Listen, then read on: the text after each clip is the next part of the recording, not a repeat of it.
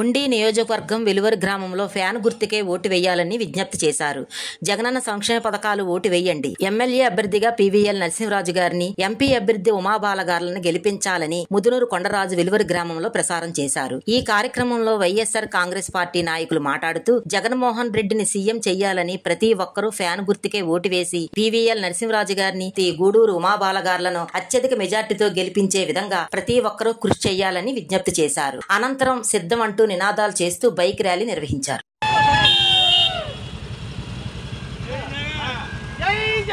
Jai Jagan.